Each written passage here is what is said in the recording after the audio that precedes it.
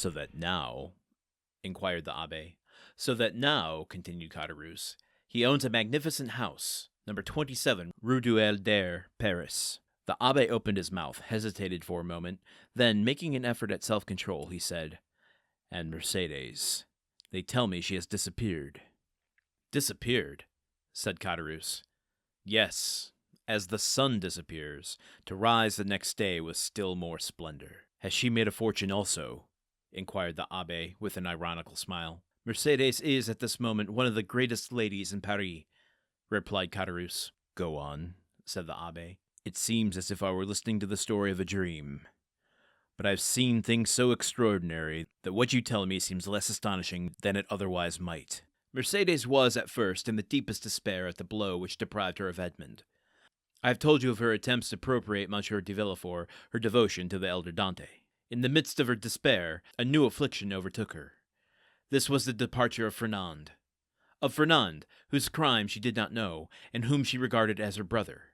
Fernand went, and Mercédès remained alone. 3 months passed, and still she wept. No news of Edmond, no news of Fernand, no companionship save that of an old man who was dying with despair. One evening, after a day of accustomed vigil at the angle of 2 roads leading to Marseilles from the Catalans, she returned to her home more depressed than ever. Suddenly, she heard a step she knew, turned anxiously around, the door opened, and Fernand, dressed in the uniform of a sub-lieutenant, stood before her. It was not the one she wished for most, but it seemed as if a part of her past life had returned to her. Mercédès seized Fernand's hands with a transport which he took for love, but which was only joy at being no longer alone in the world, and seeing at last a friend, after long hours of solitary sorrow. And then, it must be confessed, Fernand had never been hated. He was only not precisely loved. Another possessed all Mercédès' heart. That other was absent, had disappeared, perhaps was dead. At this last thought, Mercédès burst into a flood of tears and wrung her hands in agony. But the thought, which she had always repelled before when it was suggested to her by another, came now in full force upon her mind. And then, too, old Dante incessantly said to her, "Our Edmond is dead. If he were not, he would return to us. The old man died, as I have told you. Had he lived, Mercédès, perchance, had not become the wife of another, for he would have been there to reproach her infidelity." Fernand saw this, and when he learned of the old man's death, he returned. He was now a lieutenant. At his first coming, he had not said a word of love to Mercédès. At the second, he reminded her that he loved her. Wow, okay, Caderousse knows how to tie a bunch of threads together, doesn't he? He is weaving a story one layer at a time. I forgot to mention yesterday that Fernand and Danglars meeting up, in their European wartime adventures. But here today, really driving home the kind of conniving nature of Fernand. He's waiting for there to be zero opposition before he moves in on Mercédès. So waiting until word that Daddy Dante had died before he goes to see her. Now, what do we make of that? Is that a act of cowardice? A lack of spine? Is that the same thing?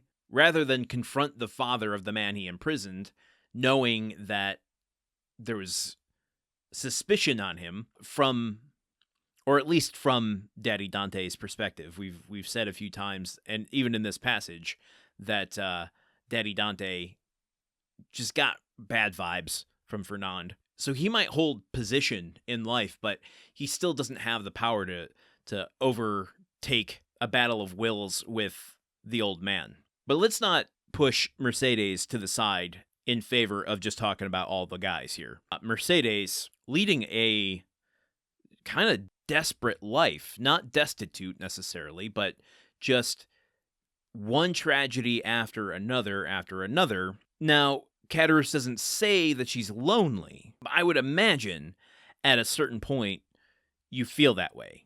We talked in those early chapters about Mercédès not having the family that most people do, that Fernand is her only, family in life.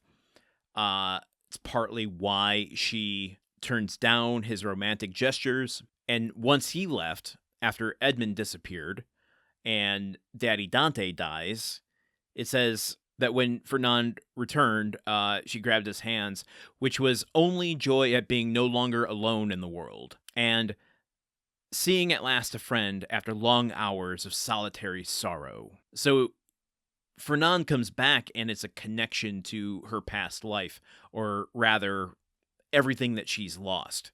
Now, Caderousse, Dumas, they don't go to any lengths explaining what Mercédès' day-to-day was. Was she working? Did she have income? Was she taken in? I mean, it sounds like she was completely alone, but how was she taking care of herself? And in fact, I mean, it's really kind of dreadful what Mercédès is going through here. And I want to talk both just the text of her character, then we'll talk about how Dumas is, crafting her. But the idea that she's been just closing her mind off for 15 years at the thought that Edmond was actually dead. She, it says here that she had always repelled the idea before when it was suggested to her by another, but now it came full force upon her mind.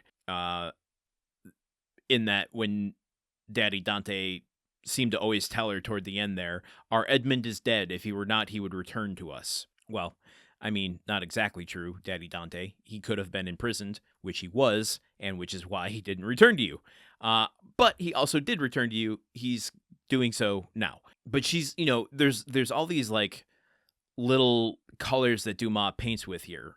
Burst into a flood of tears, wrung her hands in agony. I mean, you can kind of picture the solitary, tragic figure sitting outside, a house day after day, looking at the sea, waiting for someone to return. Now, let's just take the story as it is. It was written in 1844. Clearly, this doesn't pass the Bechdel test, and we wouldn't expect it to. But, I kind of wish there was a little bit more detail about what Mercédès' day-to-day life was. What was she going through beyond this? Using this, or because this is such a defining moment for her, that she has to push past this to do what? To do her daily life.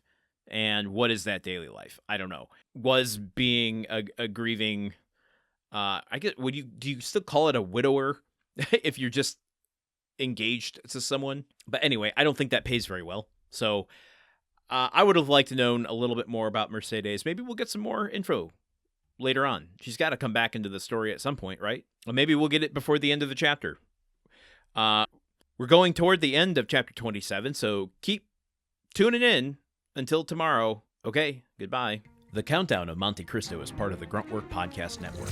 This show is produced, edited, and hosted by Landon Solano. The original text of The Count of Monte Cristo by Alexander Dumas. Theme song by Magic Solo. If you want to support the show and others like it, visit patreon.com/gruntworkpod. Thank you for listening. See you tomorrow.